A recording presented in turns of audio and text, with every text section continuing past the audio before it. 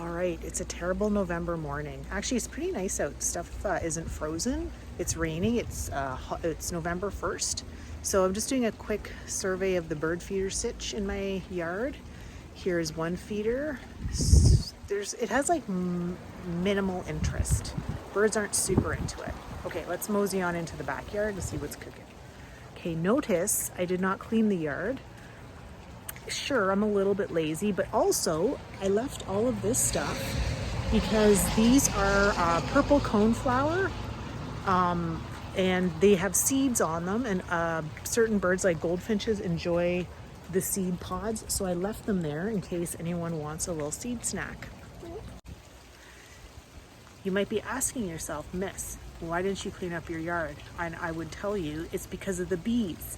So we like to leave all of our leaves and plants and stuff in our yard. I think our neighbors wish we wouldn't, but we do. And it's for the bees. So this way the bees have places to hide over the winter. Lots and lots of bugs will live under those leaves. And then in the spring we leave them until it's been warm enough that the bees can wake up and go about their business. It hasn't had any negative impact on our lawn.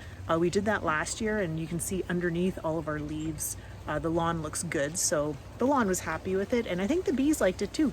Okay, onward to the bird feeders. Okay, it's a big bird feeder fest right here.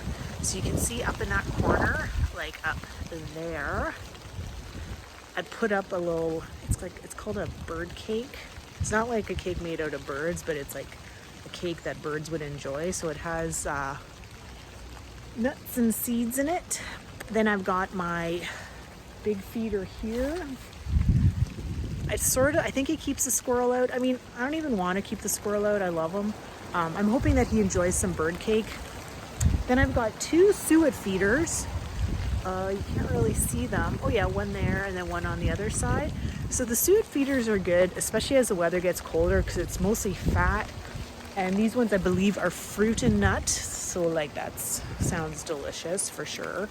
And then I also have this new feeder. Okay, this is please don't. It looks really sketchy.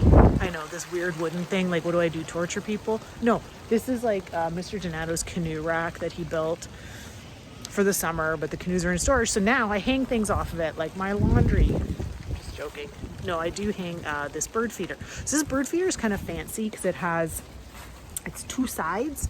So one side is like sunflower seeds, but then the other side is much smaller openings for like teenier seeds. And this is like a first for me. I'm not really sure how much the birds are going to be into this stuff, but hopefully they enjoy it. I'm noticing right now it's getting kind of waterlogged. That might become a problem. So I think when we get some dry weather before it gets really cold, I'm probably going to have to clean it out a bit. Okay, onward to the bird bath. All right, so for the first time in a while, it's warm enough that the bird bath is not frozen. I'm going to try to stay on top of this situation. Now, through the winter, I don't think, unless you have a dedicated heated bird bath, it's kind of dangerous to have them because birds, they're used to living, without technology. Birds don't have hot tubs normally. And so when they see open water, they assume it's safe. Okay, so they assume that it's not cold enough that they're gonna freeze and die. So, I mean, they're not dumb, but at the same time, if they see a bird bath with open water, they're gonna assume that it's warm enough for them to bathe in it. And if it's really, really, really cold, that could be dangerous. So I really don't personally use heated bird baths, but as long as it's warm enough that their bird bath doesn't freeze, I like to keep a little bath fresh for them. I know it's raining and they probably would prefer rainwater, but this is like warmish water. So maybe it's like a more luxurious bath. I don't know. Anyway, so that's my yard update. So it's November 1st, 2020, the year of the pandemic. But you know what? We still are feeding our birds and keeping the bees happy. Ooh, I just saw some birds fly by. Okay, I should update. So upon further inspection of the bird feeders, any of the ones that are not covered, so this one behind me is covered. See right, that one. So that's covered, so I think it's going to be fine. But my other feeders are getting really wet. The seeds are exposed. So when things dry off a bit, I'm probably probably going to change out the seeds so they don't freeze into a solid clump. So if you're keeping bird feeders, that's a really important thing to make note of. You may have to change out the seeds if they get really wet. Yeah, so that's my plan. Also, there's like birds in this feeder. They were here 2 seconds ago. Anyways, you can probably hear chickadees.